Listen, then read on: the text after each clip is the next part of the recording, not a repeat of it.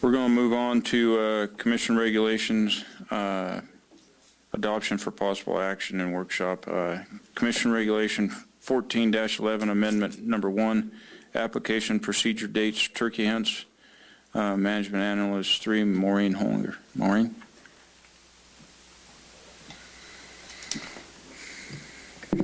Good afternoon, Maureen Hullinger, Nevada Department of Wildlife License Office. Thank you for pushing this to August for me to evaluate the application dates for the spring turkey hunts. In doing that, looking at when the seasons were going to open and listening to Clark County's concerns on their action item from the last commission meeting, we overhauled the application schedule for spring turkey. And as you'll see in the CR 1411, we've made some changes where in the third paragraph, third line down, it says applications will be accepted till 11 p.m. on the first Tuesday in February, which that makes it around February 3rd in 2015. Applications for bonus points only will be accepted until 11 p.m. on the second Tuesday in February, and then the release date will be the fourth Friday in February. So that allows our needs for the post-processing for the draw and getting all the credit cards processed and the tags issued and in the mail, and it leaves about 3 to 4 weeks for those tags to get to the hunters, which addressed Clark County's concerns on that calendar creep for the opening day in the season. So with that said, I'll turn it back to the commission for review and approval. Okay, any questions from the commission of Maureen? Any comments? Okay, any public comment?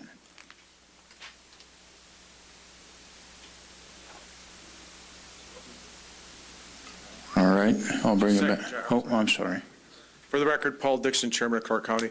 I'll just say that we supported the changes that were proposed, and even though she had to move around the dates, I talked to Kenson on the phone, and he felt that met the intent after the meeting, but in the meeting, everybody supported what was there. Thank you. Thank you. Any other comments? Seeing none, I'll bring it back to the commission.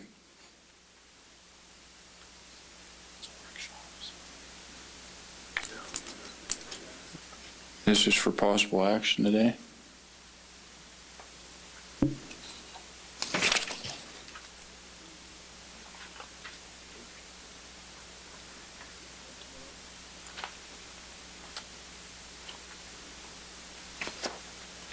This is a do it today item.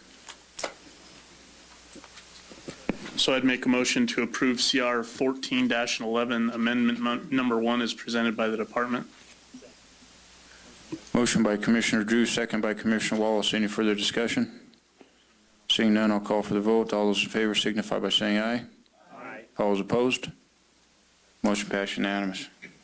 We're moving on to 11B, Commission General Regulation 450, Trap Visitation, LCB file number R087-14, Acting Game Warden Chief Paul Dankowski, with his sidekick, incoming Game Warden Chief Tyler Turnipseed. Took my words right out of my mouth there.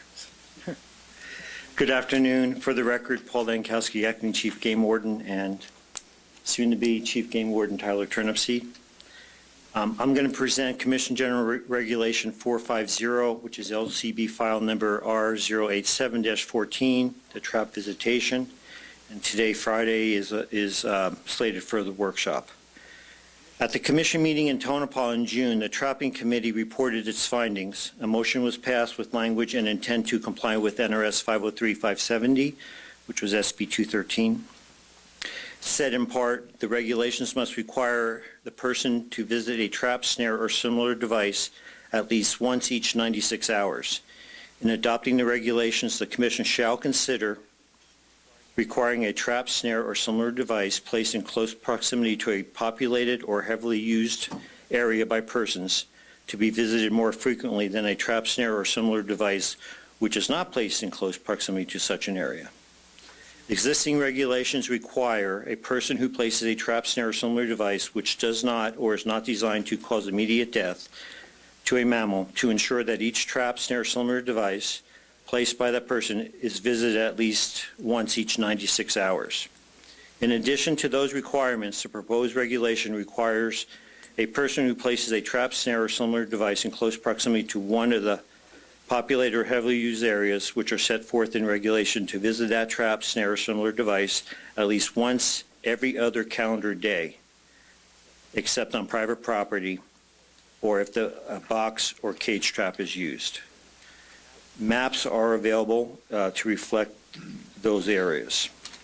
So in the north, and if you have your maps, in the north, the areas are defined for once every other calendar day checks are all of Unit 194, the portions of Unit 195 west of Lago Messino Canyon and Loustown Road from its intersection with Highway 80 to its intersection with US Highway 50 and State Route 341, from its intersection with Loustown Road to its intersection with US Highway 50, all of Unit 196, and that portion within Clark County illegal firearms discharge area. And then it's at least once each 96 hours in all of the other units, and at least once each 96 hours if a box or cage trap is used. Is there any clarification desired on the proposed language? Commissioner Macbeth?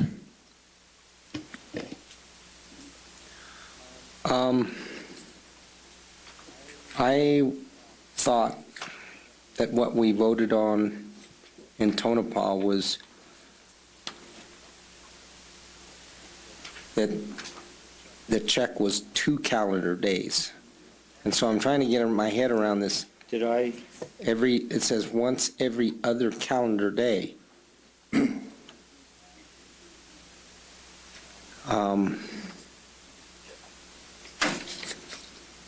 That is the language that came back from LCB.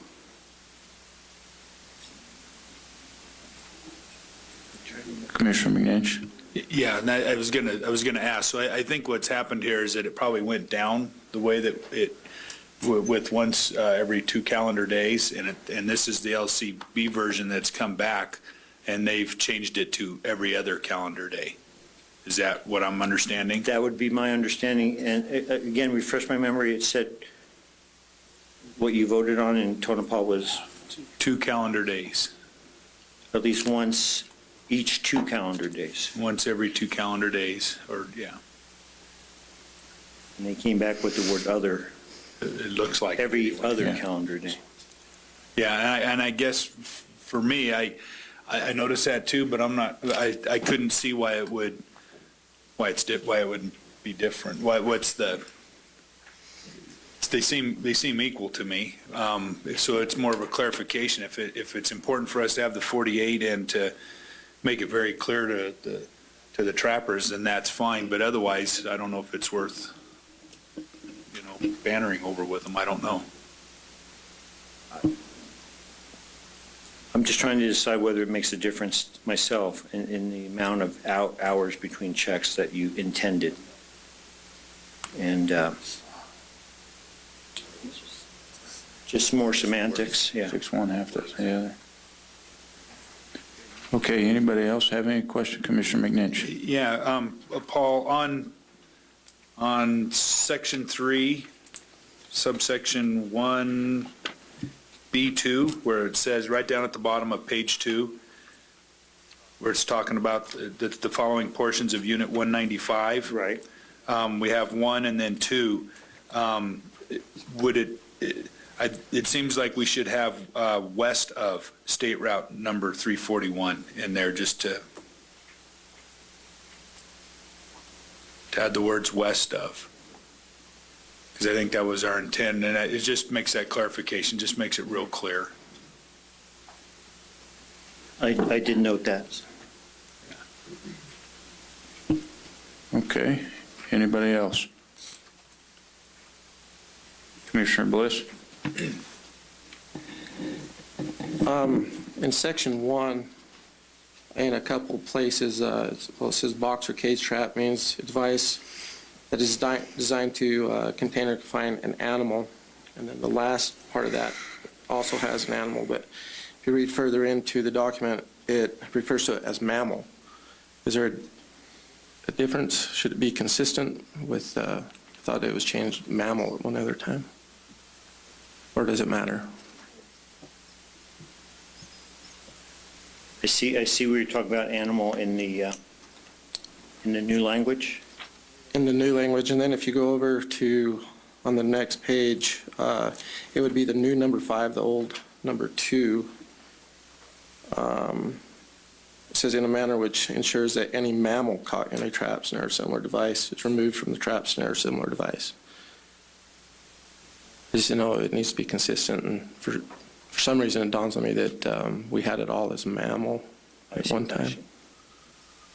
I'll make that note, and this language would go back to LCB, correct? Mr. Day? It goes back to LCB, but it does not mean that you can't move forward either today or tomorrow. Okay. Okay, any other questions? Commissioner Lane. I guess I just want to make sure on that because I think an animal, the definition of an animal is much broader than a mammal. So are we saying that we're going to change it animal to mammal? Is that what we're indicating that's being proposed? Or we're changing mammal to animal? Because I know we've been through this like 20 times about the definition of both of them. So I just don't want us to lose sight of what we're talking about here. That's my concern. Because I think, I believe animal is much broader than mammal is. I agree, and it would be the pleasure of the commission. How would you like to go with that? We just have to make sure tomorrow when we get to a motion that we clarify that for the motion so we know what way we're going one way or the other. Any other commission comments? All right. Do you have anything to add, Tyler? Okay. And we're available for any questions that come up. All right. Okay. Any commission comments? Seeing none, let's go to public comment. Do we have any public comment on this? Sean? Sean, Washoe County Cab. I just wanted to say that we're opposed to this 4-1, so just on the record, just so you guys know. Okay. Mr. Johnston? Brad Johnston, Lyon County Cab.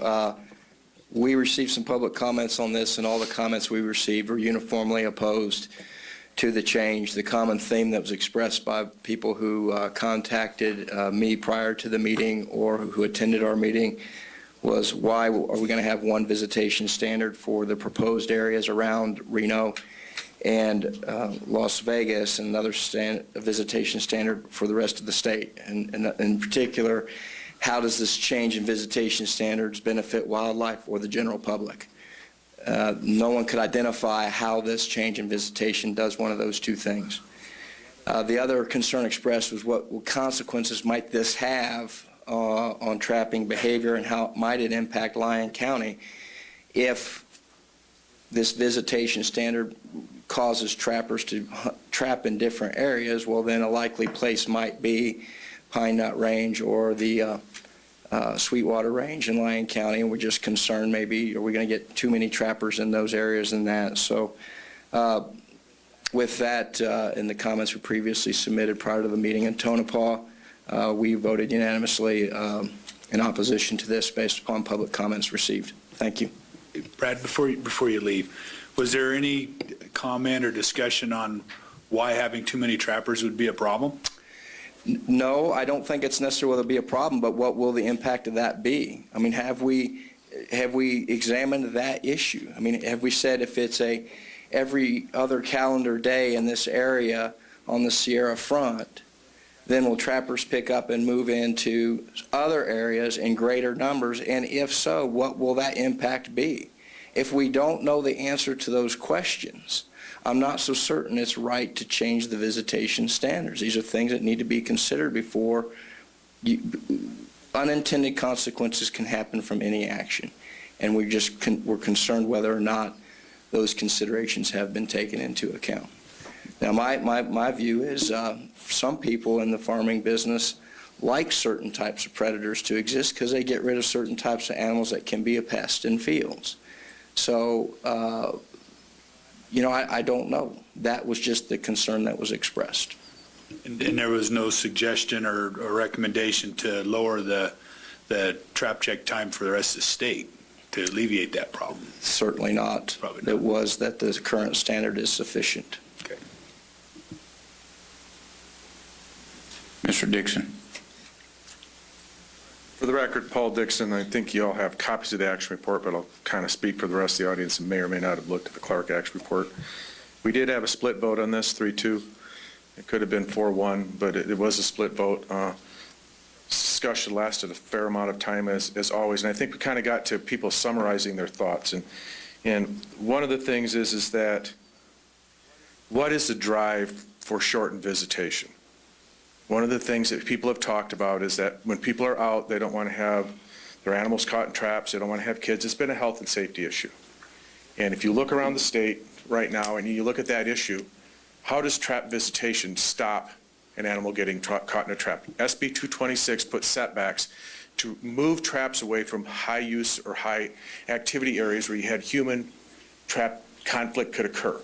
So when you shorten trap visitation, if somebody's out of that high use area and there's traps and their animal gets caught, does it matter if it's 1 minute or 1 week that you have trap visitation, to be honest? And this is kind of my argument. I think that trap visitation has become a red herring. It's not a public safety thing.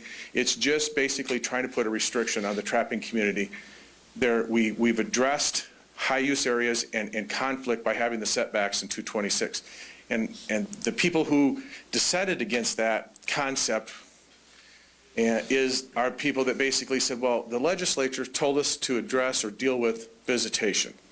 And by not doing anything as a commission, we have basically tied our hands and we're forcing the legislature to make a decision. And there is at least clear evidence that the head of the Natural Resources Committee is putting forth his own bill on visitation, independent of what we do here.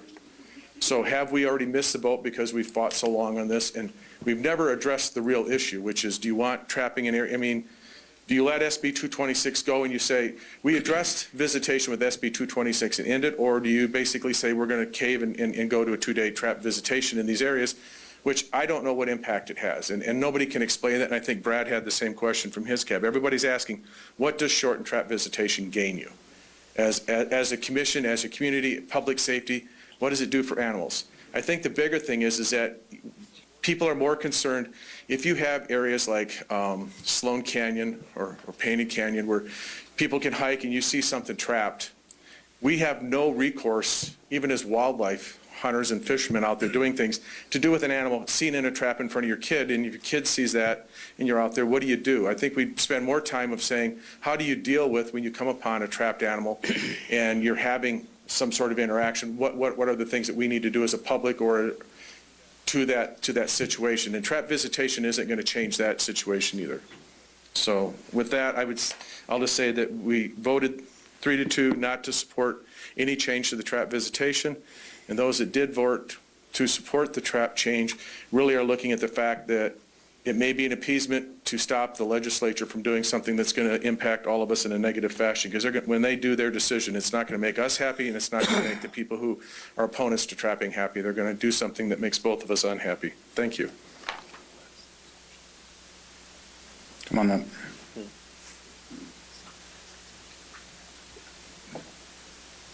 Doug Martin, Carson City Cab. Our board was unanimous in not supporting this for 2 reasons. One is what Paul just said. We don't see the difference from a pet or other animal safety issue, whether it's 24 or 48. We didn't understand that. The second one is the boundary. I think the statute said to consider areas that were urbanized. Being a resident, longtime resident of Carson City, we actually have a designation of Carson City rural and Carson City urban. And a lot of this is in the Carson City rural area. And so our board did not support putting that restriction on the Carson City rural area, which includes, for example, parts of Little Valley and the area between Carson City and Lake Tahoe. So thank you. Thank you. Come on up, Kathy.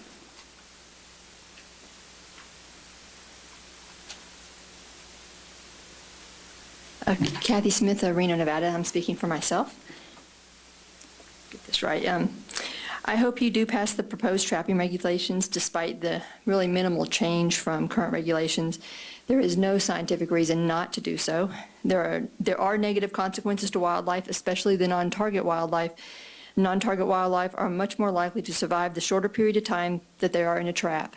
And that is a fact. It's a fact controlled by loss of blood flow and resulting death of tissue. And if you doubt that, put your own arm in a trap, wait 4 days and see if there's any viable tissue distal to that when all blood flow is cut off. The death of the 3-year-old child discussed earlier was in California in 1981, multiple years, over a decade prior to their Proposition 4.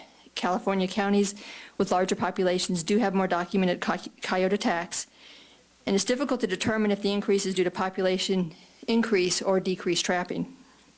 Coyote attacks are increasing throughout the U.S., including Detroit and Chicago in states with minimal trapping regulation. I cannot find a study that demonstrates a disproportionate increase in states that have stricter trapping regulations. Coyotes, raccoons, and other small rodents are the wildlife winners of urbanization and habitat fragmentation. We have tried predator control for decades or more, and the studies that show killing a small percentage of coyote increases the number. I am unaware of any studies that demonstrate the opposite. I did find some interesting information on a website earlier today on military.com that they received from the Colorado Wildlife Department. And it said, despite a veritable war on coyote, they are as abundant as ever. Officials in Colorado instituted a bounty on coyotes in an effort to exterminate them.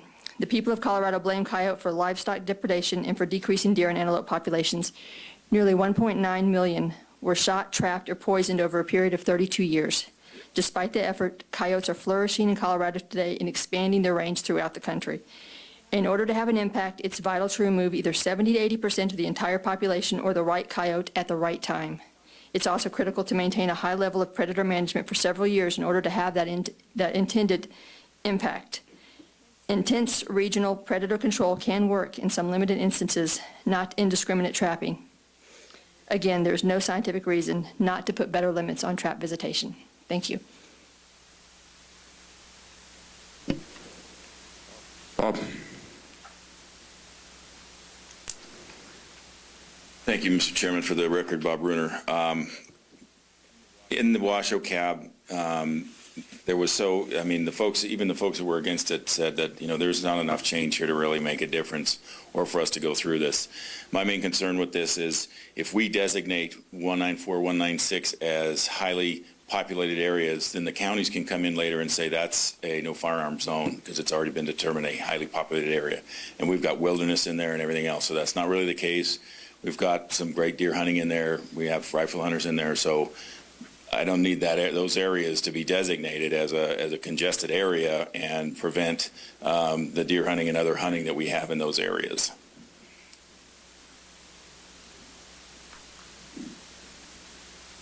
Come on up, Fred.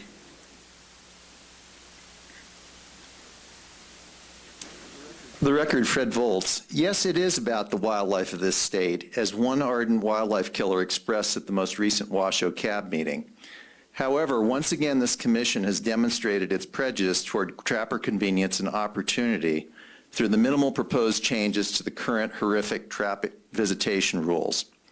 Will the wildlife of this state ever receive even a modicum of consideration from the commission charged with protecting it, rather than indifferently exploiting it for perverse entertainment and personal financial gain? The expression, do as I say, not as I do, comes to mind regarding the resolute reluctance of trapping cheerleaders to engage in a scientific experiment. Trappers have been repeatedly challenged to place their own bodies or those of their loved ones in the same trap conditions as they claim wildlife should endure. That is, their bodies punctured by traps, minimal clothing to protect them from extremes of heat, cold, and wind, no food, no water, and no ability to defend themselves from attack for 96 hours. But we haven't seen the likes of Joel Blakesley, Ira Hansen, John Sullivan, Tracy Truman, Mike Reese, Mary McGuire, or Michelle Spencer, among others, volunteer their bodies for such a controlled scientific endeavor. Why not, if they actually believe the fictitious stories they tell about how harmless and humane trapping is for relatively defenseless wildlife? One is only left to surmise that these unflagging champions of wildlife death have no problem maiming, torturing, and killing the public's wildlife, including non-target species. But when it comes to their own corpses, they know better than to submit themselves to such a brutal regimen. The pathetically minimal changes proposed to this state's trap visitation laws are a shameful travesty unworthy of the state. Thank you. Who's next? Dr. Moley.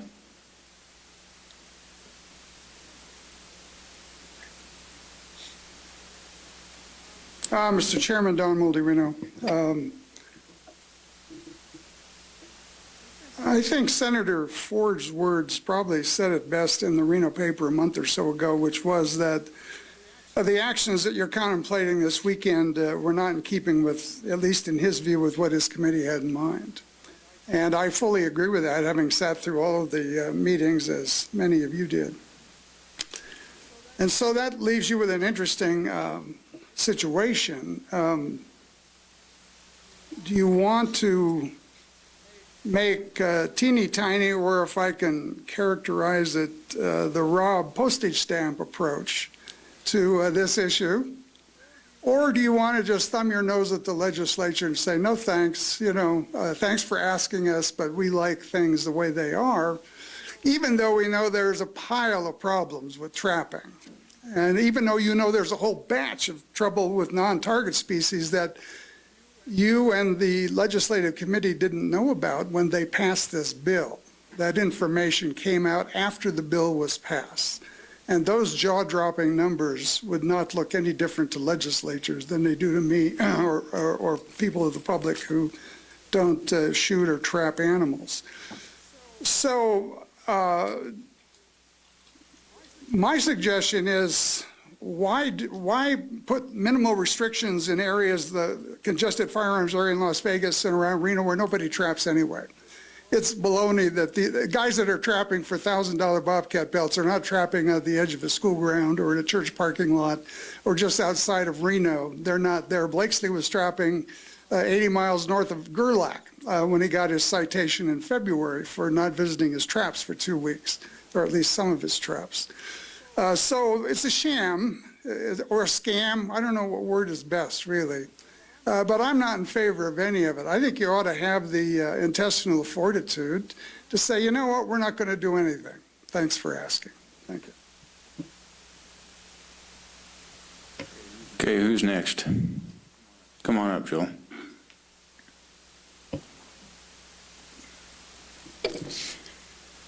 Thanks, Dr. Moley. I agree with you. For the record, Joel Blakesley, Nevada Trappers Association. Nevada Trappers' position hasn't changed. We have recommended a science-based adaptive management plan, part of which Endel brought up this morning about quantifying the urban coyote issues. We would like to also gather some data on non-targets. We would like to have some trapper education. We would like to quantify any number of things and prove to the legislature what's happening. We're not afraid of the facts. Let's do some science here. There are a number of things that we could measure and spend the next 3 years looking at it, and then we can talk about some of this adaptive management stuff like we did with the bears. You still have it in your power to do this. This isn't the end game today. The legislature gave you no time limits, and I would prefer that we went to them and said that we want to consider this some more and do it in a scientific, quantified basis. I'm not going to go into all the stuff that we've gone into for the past year. I just want to talk about politics, political calculus. At the 5 trapping committee meetings, there were about, at the first one in Reno, it was about 45 to 20, which was 2 to 3 to 1. In Las Vegas, it was 100 to 120 to about 25. That was 5 or 6 to 1. In Elko, it was 80 to 2. That's 40 to 1. In Reno, the 4th time, it was about 2 to 1. In Tonopah, it was 51 to 6. That was 8 or 9 to 1. There's been a lot of discussion about the legislative intent and the underlying messages. Well, there are messages that come from other directions. For instance, prior to the Tonopah meeting, every county advisory board in the state said no, no, and hell no. And prior to this meeting, to my knowledge, there's only one county that wavered on that. So we've got a system in place where we consider public input. And this is how we get the general public's input. For the ag members of the board, there's a letter from the Farm Bureau. The Cattlemen's Association and the wool growers showed up at Elko and said they were opposed to any changes without science. We're proposing science. For the sportsmen's representatives, I would say that both sportsmen's coalitions have said no. The cabs have clearly demonstrated that. For the conservationist position, I would say that the true conservationists in the state, the ones that build guzzlers, the ones that do habitat projects, the ones that have dinners and raise money and buy licenses and fund these things, I think it would be, it's obvious how your vote should go. As far as the general public has overwhelmingly said no to this. Sportsmen are members of the general public. Anybody that knows about agriculture knows about marker sheep. You'll put one black in for every 100 or 200 in the herd. So for every activist that shows up, you can say that that represents any number of other people. The numbers are about 300 to 400 for us to about 65 for them over the past year. I would just ask you to tell the legislature the truth. We haven't identified a good reason to do this yet, and we want to do some science, and we want to put a program together and spend 3 years and gather some data and get this thing off the ground. If this is going to be political and not scientific, then consider the political calculations that I just mentioned. It's overwhelmingly against this. Thank you. Who else? Come on up, John.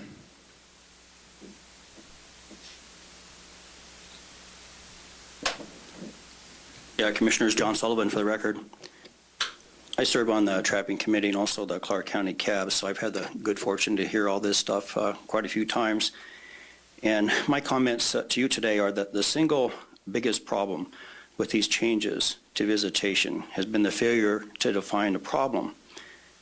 SB 226 and the regs that were promulgated did address valid concerns, and I supported the majority of the regulations that were promulgated by 226.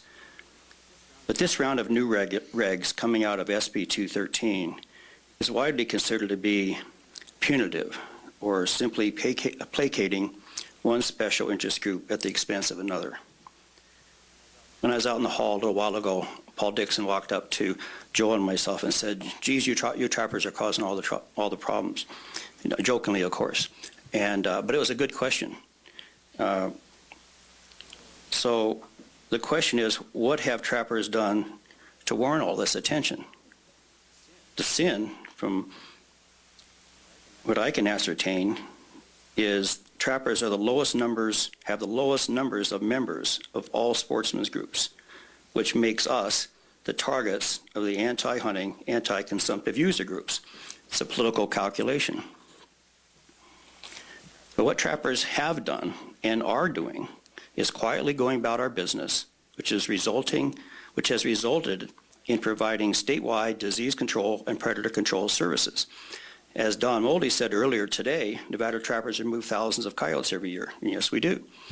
As Dr. Wolf said earlier today, Nevada is in good shape presently from the standpoint of disease control. Fur bearers and small predators are notorious carriers of diseases. Rabies, parvo, feline distemper, plague, a host of terrible diseases. When is the last time anyone has heard of a rabid coyote, fox, bobcat, or badger in this state? And that was not always the case. Before Nevada had a widespread trapping program on public lands, this state suffered horribly from diseases in wildlife, mostly rabies, mostly caused by coyotes. And history teaches us that Nevada had a rabies epidemic that lasted for nearly 40 years and that caused the deaths and suffering of thousands of animals, and hundreds of people were bitten and infected and had to be inoculated. In some cases, children were killed. It was so bad in this state that some county sheriffs put out ordinances that all dogs would be shot on sight that weren't muzzled, including in your own backyard. It was that bad. Besides disease control, Nevada trappers perform predator control services on a very large scale, which benefit all big game animals, particularly bighorn sheep, mule deer, elk, and also small game animals such as sage grouse. 1,400 licensed trappers covering 200 mountain ranges equates to 7 trappers per mountain range. You can probably not find a single mountain range in the state that has any kind of an access at all, that trapping is not forbidden, that doesn't have multiple private trappers doing it. John, we have gone past 3 minutes, and I think Joel Blakesley took the 6-minute time frame for the Trappers Association, and I believe Paul Dixon speaks on behalf of the Clark County Cab. So if you could wrap it up, to be fair to everybody else has stayed within the 3 minutes, I'd appreciate it. Sure, Jack, I'll wrap it up right now. In summary, it is time to break this chain of allowing one special interest group, which has never contributed one dime or 1 minute of labor to any wildlife program, to use our meetings and our processes to attack regulated hunting and trapping programs in Nevada. Thank you. Thank you. Who else?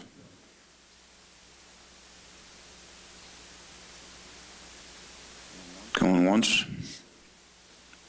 Okay, I don't see anybody standing up. We're bringing it back to the commission. Any further questions, comments?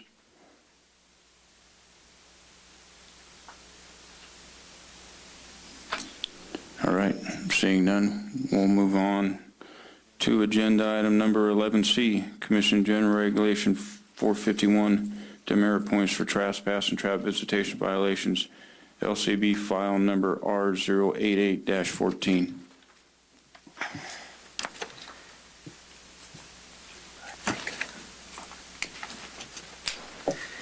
Again, good afternoon.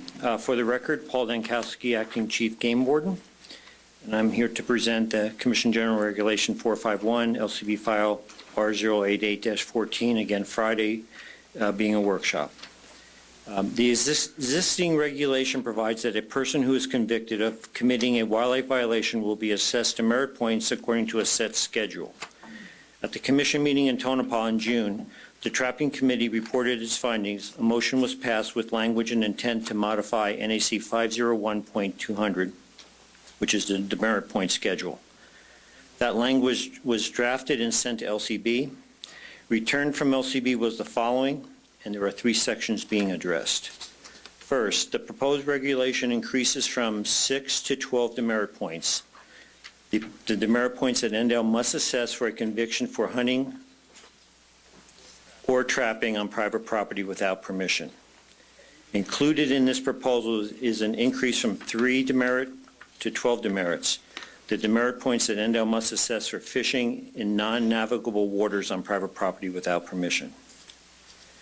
Secondly, this proposed regulation also adds 6 demerit points for a person convicted of failure to visit a trap, snare, or similar device 48 hours or more after the prescribed period for visiting a trap, snare, or a similar device.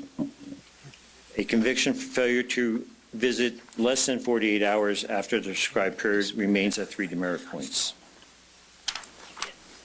And then third, the proposed regulation requires that NDOW to double the 3 demerit point violations that are assessed against a person if the person is convicted of committing the same violation within 60 months.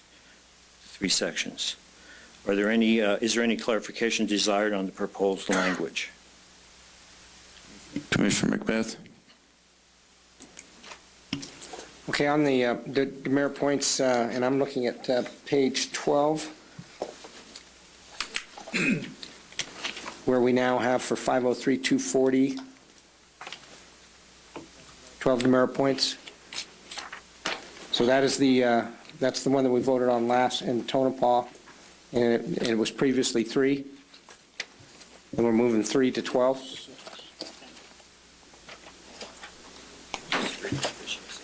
Yeah.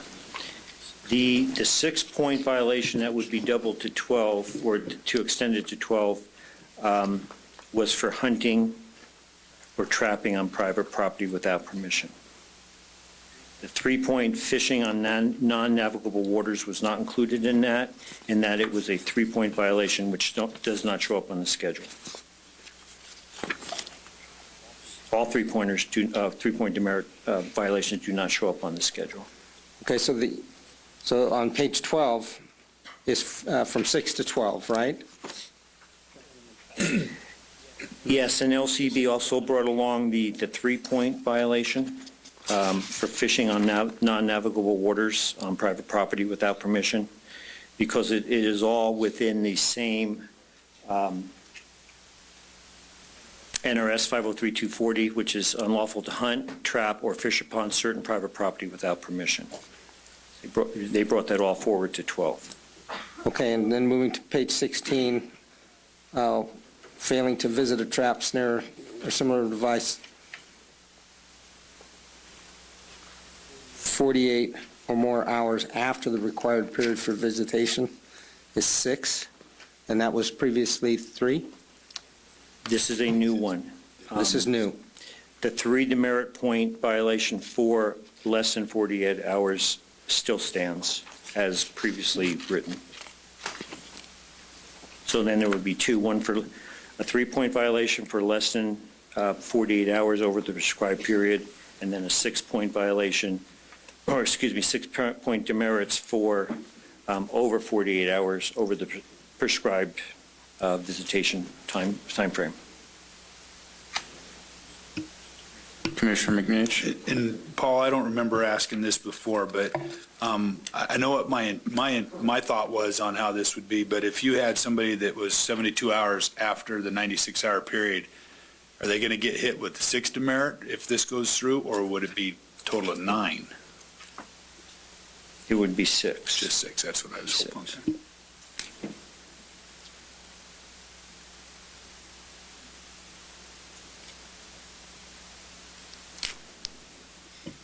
Any other questions? Commissioner Macbeth? Yeah, just a second. I'm trying to get the 503-240 in front of me. I want to look at it. Can I ask a question while we're on this? Yeah, go ahead. Chief Game Wardens. I guess my question specific to this was that in Tonopah, I had asked for some clarification, and I believe it was incorporated in the motion in terms of how the 6 demerit points would be potentially given and or stacked, meaning if you had multiple sets or multiple traps, would you get 6 demerits per set or per trap or per citation? And I haven't seen anything that clarifies that for me, so I'm just curious if that didn't come back from LCB, if it slipped through the cracks.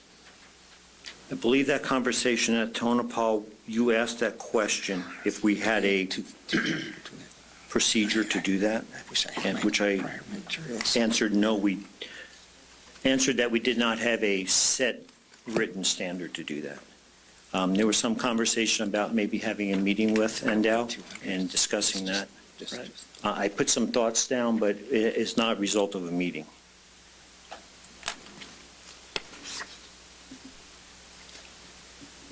Yeah, I can remember in that discussion that what constitutes an event, because you can only get a demerit point for each event. So is a trap an event, or the trap line the event, and how far does that extend? And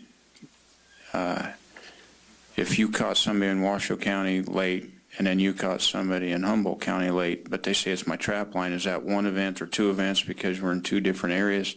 That's what we're trying to define and tie down. Tyler Turnipseed, Game Warden from Winnemucca and soon to be Reno. We haven't clearly defined that, and I suppose might look for some guidance on what is an event. What we've done in the past is exactly what you just said. When a trap line extends from one county to another, basically another court jurisdiction, if I cite them into Union Justice Court in Winnemucca and then they get cited into one of the justice courts in Elko, those have been two different citations, regardless of whether I was sitting on 5 traps or 1 trap or 20 traps. As far as assessing the demerit points, I'm not sure there's a clear definition of what an event is. Is it separate days or just separate counties? We've struggled a little bit with that. Would you agree with that? Obviously, you guys' vote or, your action is going to depend a little bit on what an event is defined as. But that's not something we have clearly. There's no place that spells that out, either in policy or regulation or statute. Director Wosley. I'm just curious, I have a question for the law enforcement representatives. Can either of you think of an instance where somebody was cited for a visitation where the demerits were applied per trap or per canyon, or was it all viewed as a single event? Can you think of any instance where there was demerits that were accrued based on, per trap assessment or per site assessment? Probably 3 or 4 years ago, we had a case in which the same trapper was cited in multiple counties within a couple days of each other. And to be honest with you, I'd have to look. I don't recall how those demerits were applied in that case. We could certainly find that out. Commissioner Drew? No, that's okay. Yeah, just to go back to the discussion in the minutes, we actually had a motion to amend the main motion, and I'll just read it so we're all on the same page. Commissioner Drew moved to amend the main motion that the recommendation to work on demerits related to trap visitation exceeding 48 hours over the prescription include a clarification as to how that would be applied, and that amendment passed 6-2, and then I believe the main motion also passed on the same count. So it was part of the formal amended motion.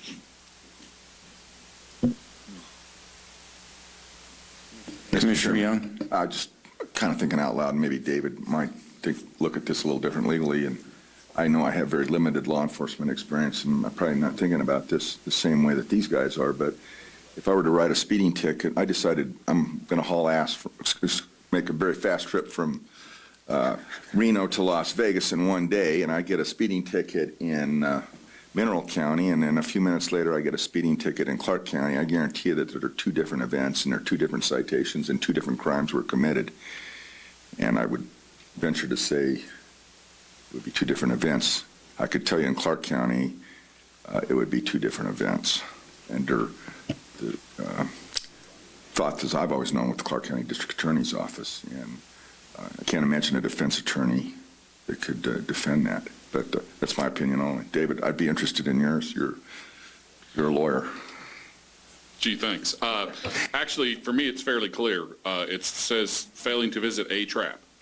It doesn't say a trap line. It doesn't say a set of traps. It says a trap. So for each trap, the way this is written, I prosecute cases like this all the time. I would be very comfortable going forward if somebody had 20 traps that they failed to visit within the period, that there are 20 counts of this violation. Now, that gives me, I'll give you the whole picture. As a prosecutor, that gives me a great deal of room to try to resolve the matter. because when the defense attorney comes in, I can look real reasonable and I can say, well, you know, it's all part of one thing, but we'll water it down or we'll condense it. But the way this is written, it's a violation for each trap. If you want to change that, then you could add the term line or series so that it's clear if that's where you're trying to go. But as it's written right now, it's very easy to do one violation per trap that is not visited within the time frame. So what you're saying, past practice of the department's been very lenient when you find that there's 10 sets that they're laid on and they write it as one event. That's been a lenient action at the discretion of the department or department staff at that point. I wouldn't go with lenient, I would go with the latter. That's what I would call officer discretion or prosecutorial discretion. Exactly. It's the same thing, to use Commissioner Young's analogy. Some officers will write you for speeding at 5 miles an hour over the speed limit. Some won't. Some wait. Some wait until you're more than 5 over. That's officer discretion. That's the same thing that you have, that these guys have been describing. Yeah, I guess along those lines, if I could, Tyler Turnipseed again. What we've done in the past is each individual trap we may count as a count and bump the bail up accordingly, you know, say $25 per trap that we're sitting on. You know, similar to if we were writing, you know, over limit of fish, we would assess a fine per fish. And we do the same sort of thing per trap. You know, addressing each trap as a separate violation. But when it comes to assessing the demerits, it's pretty clear that it says one event. You know, so if we write somebody a ticket for, you know, shooting from a road and a loaded weapon in a vehicle, 2 separate violations, 2 separate statutes, you know, a fine amount for each one, but it's still one event. So that's where the problem comes in, is defining what's an event as far as demerits assessed, even though we have multiple violations, multiple counts. Almost like you said, the analysis to 5 over speeding versus 10 over speeding versus 20 over speeding. And just so we're handling like things in a like fashion, if you look 3 items above that, which is another change that's being made, it talks about unlawfully removing or disturbing a trap, snare, or similar device. If somebody were to remove 1 snare or 1 trap, that is 1 violation. But if they remove 10, I would think that our trapping friends would want more of